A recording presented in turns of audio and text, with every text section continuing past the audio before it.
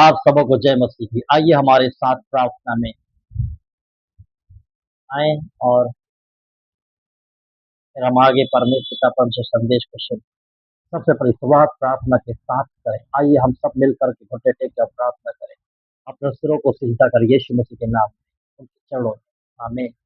यीशु मसीह हम एक बार फिर से आपके चरणों में आते हैं और एक संदेश को लेकर के आते हैं, ताकि वो सारी जगत के लिए संदेश आपने जो दिया है, मैं चाहता हूँ जहाँ तक इस वीडियो के द्वारा लोग सुनेंगे, देखेंगे, शेयर करेंगे, वॉच करेंगे, कमेंट करेंगे, उन सबों पर तेरा अनुग्रह चाहते हैं कि वे अपने दिलों में उतारने पाएँ और परमेश्वर की महानता को हासिल करने पाएँ।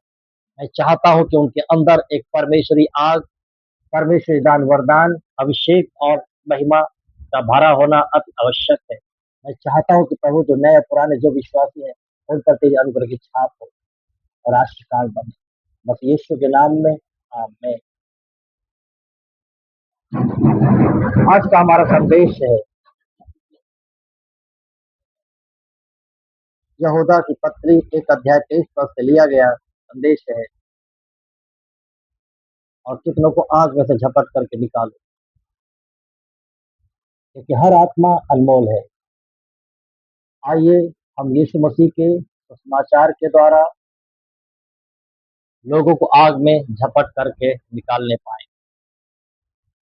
परमेश्वर ने अपनी कलीसिया को यह महान बुलाहट दी है कि हम पवित्र आत्मा की सामर्थ्य से पाप, अंधकार और विनाश के मार्ग पर चल रहे हैं। लोगों तक प्रभु यीशु मसीह के उद्धार का सुसमाचार पहुंचाएं। प्रेम, दया और सत्य के साथ आत्माओं को मसीह की ओर ले जाना है। हमारी सेवकाई का उद्देश्य यही है। प्रभु आपको आशीष करे। हालेलुया। प्रभु की स्तुति हो। Hallelujah, hallelujah, glory to God, hallelujah, praise God, hallelujah, hallelujah. जकरिया 1:3 में लिखता है, परमेश्वर की ओर हमें लौटना है, तो मेरी ओर फिरोगे तो मैं तुम्हारी ओर फिरूंगा। जकरिया 1:16 में लिखा, मैं दया के साथ यरूशलेम को लौटूंगा। अर्थात यीशु मसीह आ चुके हैं, अब वो आपके दिलों में राज करने वाले हैं। हालांकि जिनके दिलों में यीशु राज कर रहे हैं, वे जान चुके हैं, उसका स्वाद चख चुके हैं। तीसरी बात, यहूदा 1:23 में लिखा है, और कितनों को आग में झपट करके निकालना है। ये सबसे बड़ी बात है कि हम आज इस उद्देश्य को पूरा होते हुए देख रहे हैं। जकरिया 3:2 में लिखा है, क्या यह आग में से निकाली हुई लकड़ी नहीं। हालेलुया, क्योंकि परमेश्वर हमें बचाना चाहता है। नीति वचन 11:30 में लिखा है, आत्माओं को जीतने वाला बुद्धिमान होता है। क्या ही चमत्कारिक बात है कि हम अपनी बुद्धिमत्ता के साथ सुसमाचार को सुना के बहुत सी आत्माओं को मसीह यीशु गले में इकट्ठा करने पाए। ये हमारे लिए बहुत ही उत्साहवर्धक है। हालेलुया, प्रभु की स्तुति हो। Praise God, hallelujah. योएल 3:14 में लिखता है, निर्णय की तराई में भीड़ पर भीड़ है। हजारों लोग न्याय की दीवार पर या न्याय की कगार पर खड़े हैं, न्याय की छत पर खड़े हैं। और उनका क्या होगा, जिन्होंने यीशु को जाना और जिन्होंने यीशु को नहीं जाना। इसलिए यीशु न्याय करने आ रहा है, इसलिए हमें अपने आप को तैयार करना है। जो अनुग्रह का हमें समय दिया गया। मत्ती रचित सुसमाचार में लिखा है 28 अध्याय के 18-20 पद में, जाकर सब जाति को समाचार सुनाओ। योएल 1:23 में कहता है, हे मैदान के पशुओं आनंदित हो, क्योंकि जंगल की चराइयां फिर हरी होने लगी हैं। वृक्ष फल देने लगे हैं और अंजीर और दाखलता हर प्रकार से उपज देने लगे हैं। प्रभु की स्तुति को। हमारा समय है कि हम लोगों को आग में से झपट के निकालें, क्योंकि यीशु हमारे बीच में है। जैसा लिखा है, he will rescue from the fire. वो आग में से झपट के निकालेगा और हमारा आग को आग की लुप्ती बना रहा है, ताकि हम संसार में जाकर उनको इस भ्रम से निकालें। हालेलुया। ये कोई आग नहीं, बल्कि वो आग है जो लोग पीड़ा का अनुभव कर रहे हैं, दर्द का अनुभव कर रहे हैं, लड़ाई झगड़े का अनुभव कर रहे हैं, बाहर आना चाहते हैं, कोर्ट कचहरी के झंझट से बाहर आना चाहते हैं, बीमारी से बाहर आ जाना चाहते हैं, कर्जा से बाहर आना चाहते हैं, हर तरह के घाटे से भरपाई को चाहते हैं, हर बांझ से हर बांझपन से औरत बाहर आना चाहती है, हर टर्मिनेशन से उन्हें एक नया नौकरी का नियुक्ति पत्र चाहिए। हजारों इतनी समस्याएं हैं, भ्रष्ट लोगों से लोग उकता के बाहर आना चाहते हैं, घर परिवार से एक शांति में आना चाहते लोग, कई सारे बंधनों से निकल के बाहर आना चाहते हैं, अंधकार से प्रकाश में आना चाहते हैं, पाप और श्राप से मुक्ति की ओर आना चाहते हैं, वे एक नया दरवाजा खोज रहे हैं। इसका विश्वास सुनने से सुनना मसीह के वचन से होता है, इसलिए हमें चाहिए परमेश्वर की योजना उन तक पहुंचाई जाए।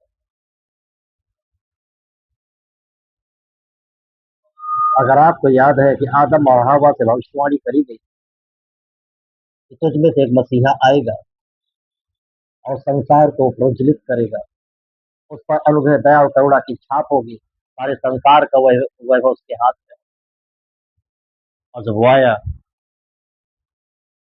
शैतान को परास्त करके उसे सारा अधिकार अपने वश में कर।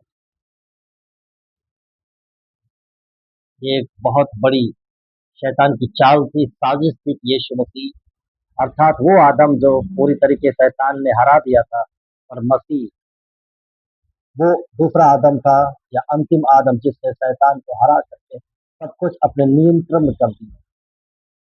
आसमान से लेकर पाताल तक फिर से वो सारा अधिकार यीशु के हाथ में आया और यीशु के द्वारा उसके लोगों के हाथ में आया। प्रभु की स्तुति हो, हालेलुया। ये कितनी अच्छी बात है कि हमारे लिए कि हम हर एक परिस्थिति से बाहर आ रहे हैं, क्योंकि मसीह यीशु हमारा योद्धा है और उसने हमें अपनी सामर्थ से भरपूर किया है। आप ही वो व्यक्ति हैं जिसके अंदर परमेश्वर ने दान, वरदान और आत्मा के फलों से प्रज्वलित कर दिया। बस अपनी बैटरी को चार्ज करना है और अपने सिम को रिचार्ज करना है, उसकी कंटिन्यूटी बना कर रखना है। दूसरी बात, वो आपको अभिषेक में तृप्त करना चाहता है कि आप उसके अभिषेक में तरोताजा हो, ताकि आप उसके उत्तम भोजन में से चिकना चिकना खाने पाए। तीसरी बात, ये आप ही वो व्यक्ति है जो परमेश्वर की महिमा को भारत में ही नहीं राष्ट्र में प्रज्वलित करने वाले हैं, संसार में प्रज्वलित करने वाले हैं। आज यीशु मसीह ने एग्जाम्पल दिया है, बंद कोठरी में जा करके तो मुझसे बातचीत करो, फिर कोठे पे जा करके चिल्लाओ। आप ही वो व्यक्ति हो जो परमेश्वर की आग को, उसकी सामर्थ को, उसके वचन को लेकर पवित्र आत्मा की अगुवाई में आप एक महानता को हासिल करो। आप ही वो व्यक्ति हो जो इतिहास को रच कर दूसरों तक पहुंचाओगे। यीशु आपको तलाश कर रहा है। आप एक अच्छी भेड़ हो, आप बकरी के समान नहीं, आप एक भेड़ के समान बनाए गए और उस पर अपनी महानता को डाल रहा है। मूसा ने मिस्र को तबाह कर दिया, एक बदलती हुई सरकार को उसने तबाह कर दिया। यूसुफ ने मिस्र में प्रधानमंत्री बनकर के इतिहास रचा। दानियल ने नबूकदनेस्सर के यहाँ मंत्री बनकर के इतिहास को रचा, क्योंकि उसको सब कुछ के हाथ में था। रूत और एस्तर ने भी इतिहास रचा, जवानी की दिनों में उन्होंने इतिहास रचा। न चाहते हुए भी उन्होंने चाहना शुरू किया। जवान स्त्रियों ने अपने दूनी उम्र के राजाओं को अपना पति मान लिया, क्योंकि उन्हें अपने लोगों को बचाना था। रूत को एक नए वंश की तलाश थी, एस्तर को एक नई प्रजा को छुड़ाने की तलाश थी, दबोरा को भी अपने राज्य को छुड़ाना था, इसलिए वो आगे बढ़ी। मेरे प्रियो, दिस इज योर टाइम, आपका ये समय है।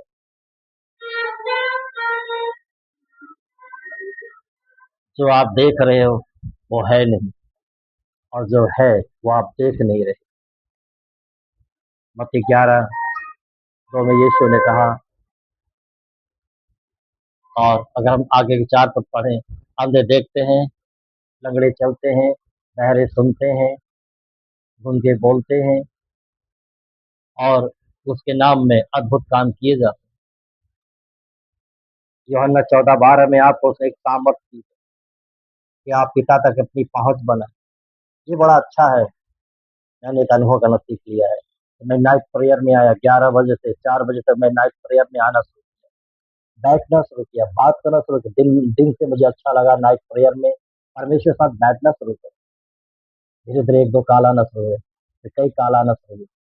कलीसिया का उद्भव होना शुरू हुआ, आत्माएँ बचना शुरू हुई, मार्ग खुलने लगे। आर्थिक कलीसिया के संसाधन जो घट रहे तो बढ़ने लगे।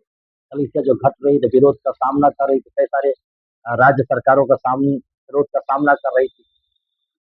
कई सारे उससे बाहर आना शुरू हुआ क्योंकि अंदर जो थी वो आग उपलब्धि के समान बाहर आ रही। हमें प्रार्थना का इतिहास बनाना है।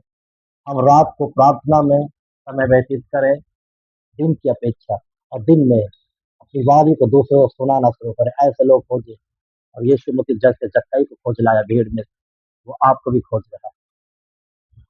हो सकता है ये संदेश आपके लिए अजीब सा हो लेकिन आपके जीवन को बदल दे। अगर आप सच्चे दिल से यीशु को प्यार करते हैं, उसके करीब आना चाहते हैं तो अपने तन मन धन से उसकी सेवा करना शुरू करें। अपने जीवन को टटोलना शुरू करें, हम कहाँ गलत हैं। अगर हम कलीसिया में जाते हैं, उसकी सदस्यता ग्रहण करते हैं, तो सारे नियमों को अगर हम पालन करने चूकते हैं, तो हम उससे बाहर होते हैं।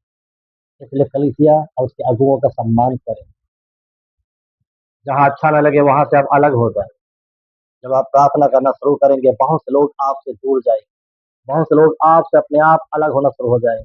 अपने आप उनकी आलोचना करना आप बंद करें, क्योंकि वे खुद आलोचना का उपहास करने वाले हो जाएँगे। यहूदा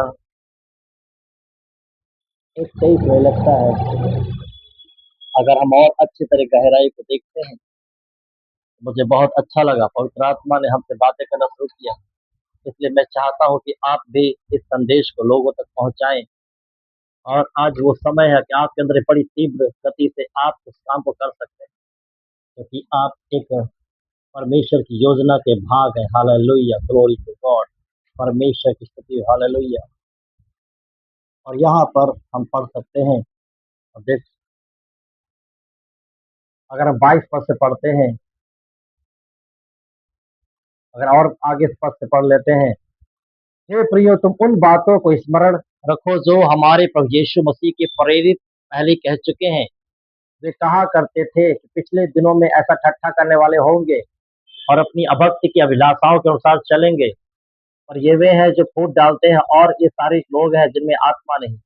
पर हे प्रियो तुम अपने अति पवित्र विश्वास में उन्नति करते हुए पवित्र आत्मा में प्रार्थना करते हुए अपने आप को परमेश्वर के प्रेम में बनाए रखो और अनंत जीवन के लिए हमारे यीशु मसीह की दया की बाढ़ जोते रहो। उन पर जो संकट है दया करो और बहुतों को आग में झपट निकालो और बहुतों को भय के साथ दया करो और उन वस्त्र से भी घृणा करो जो शरीर के अनुसार कलंकित हैं।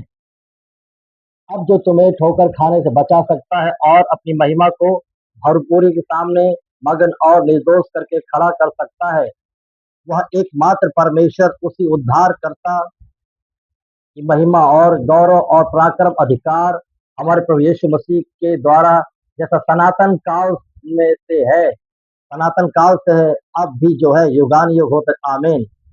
यहूदा अगर हम यहूदा की पत्री एक अध्याय 17 पद से लेकर के हम 25 पद तक पढ़ते हैं तो ये बातें आती। कितनी अच्छी बात है जो परमेश्वर ने हमारे लिया है।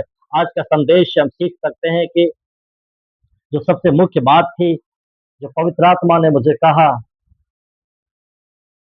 मुझे 17 साल पास्टर की सेवकाई में लगा, लेकिन मैं पवित्र आत्मा के अनुभव में था पर पवित्र आत्मा की गहराई में नहीं था। लेकिन मैं और प्रार्थना करता चला गया और प्रार्थना करता चला गया, तो परमेश्वर ने मुझे लगभग 1.5 महीने के प्रार्थना उपवास में, यानी 40 दिन से ज़्यादा प्रार्थना उपवास में उसने हमें अपनी दान वरदान से भरपूर किया और एक नए अनुभव में लेकर चला। और वो भविष्यवाणी के वरदान से ओतप्रोत उसने किया, अन्य भाषा से और उसके अनुवाद से कई सारे दान वरदान उसने ओतप्रोत करना शुरू किया।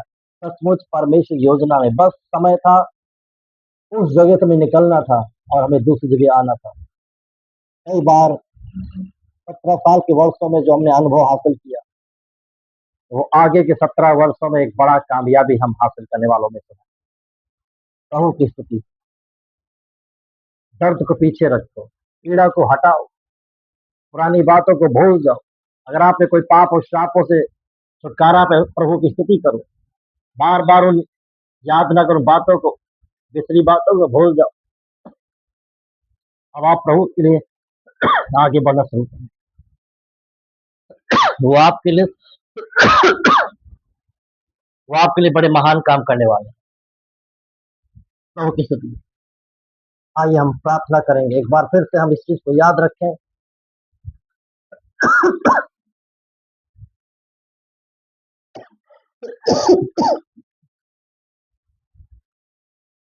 परमेश्वर ने अपनी बुलाहट, परमेश्वर ने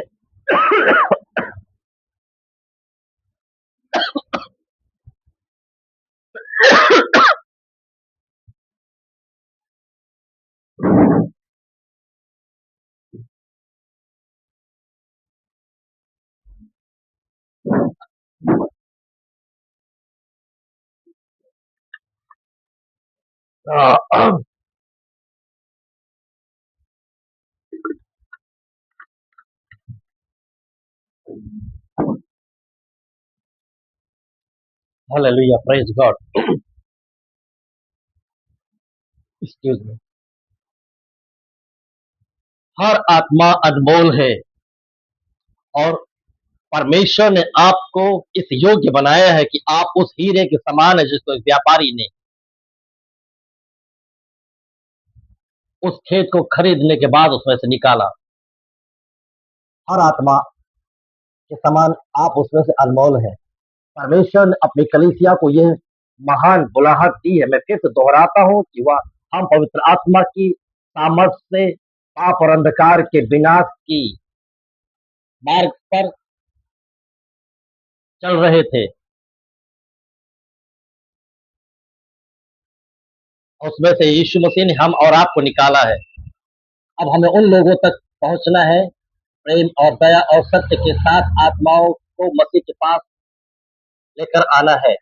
हमारी सेवकाई का उद्देश्य यही है कि हम यीशु मसीह के लिए जिंदा है, उसके लिए जिए, उसके लिए मरे, उसके लिए आगे बढ़े और लोगों को आग में से झपट निकालें। ये कहना व्यर्थहीन होगा कि मेरे पास आत्माएं नहीं है। ये कहना व्यर्थहीन होगा कि दरवाजे नहीं खुल रहे हैं। ये कहना व्यर्थहीन होगा कि हम उदासता में जी रहे हैं बिना यीशु के। अगर यीशु के साथ आप हैं तो सब कुछ आपके साथ है। रात आपके लिए बाकी है, सेवा अभी है बाकी, थोड़ा समय बाकी, सेवा अभी है काफी। इसलिए हम रात के समय अपने आप को परमेश्वर में बैठना शुरू करें और दिन में अपनी वाणी को लोगों तक बताना शुरू करें, अर्थात यीशु का वो सुसमाचार जो जगत से हमें तैयार किया। प्रभु की स्तुति। आइए हम दुआ के साथ शुरुआत करें।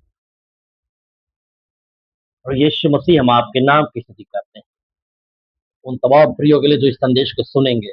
उन पर तेरी आत्मा की छाप और छुटकारे की छाप लगे, कोई किसी को नुकसान न पहुंचाए। 1:4-30 में लिखा है, तुम पवित्र आत्मा को शोकित मत जिस पर छुटकारे की छाप लगी है। अर्थात एक दूसरे के सामने अपने पापों को स्वीकारते हुए, एक दूसरे के सामने अपनी गलती स्वीकारते हुए आगे बढ़े और एक दूसरे के साथ लड़े नहीं। भेड़ बकरियों के साथ तुलना करके अब बाहर निकल आए। आप एक अच्छी भेड़ बनकर बाहर आए और सुसमाचार कार्य को आगे बढ़ाएं। आलोचना करना बंद करें, बाइबल खोलना शुरू करें, उदारता का हाथ बढ़ाएं, लोगों से मिलना शुरू करें। अपने क्षेत्र में जहां कहीं रहते हैं उन्हीं क्षेत्रों में आप काम बढ़ाएं, क्योंकि कुछ लोग ऐसे हैं जो युद्ध को लड़ रहे हैं और जीतने वाले हैं, और कुछ ऐसे हैं जो इतिहास को रचने वाले हैं, कुछ ऐसे हैं जो इतिहास को लिखने वाले हैं। आप कंफर्ट जोन से बाहर निकल कर आए अपनी आरामदायक जिंदगी से निकल के बाहर आए और परमेश्वर के लिए बाहर आए। कई बार हम उसे निकलना नहीं चाहते, आए और परमेश्वर सामर्थ्य निर्भर होकर आगे बढ़े और परमेश्वर के लिए एक महान कामों करना शुरू करे। वो आपके लिए महान काम करेगा। यूहन्ना 14:12 के अनुसार आप सबको प्रभु आशीष दे। एक बार पुनः परमेश्वर इस संदेश दोहराता है कि जो संकम उन्हें बाहर निकालो और उन सबको आग में झपट के निकालो जो इस तरह की पीड़ा का अनुभव कर रहे हैं। वो है सिर्फ एक प्रतीकात्मक बात जो इस संसार में दुख उठा रहे हैं, यीशु के नाम में। आमीन। तो आप सबको बहुत आशीष करें। Praise Lord. Shalom everyone. Like share and comment. दूसरों से आशीष पाते यीशु के नाम में।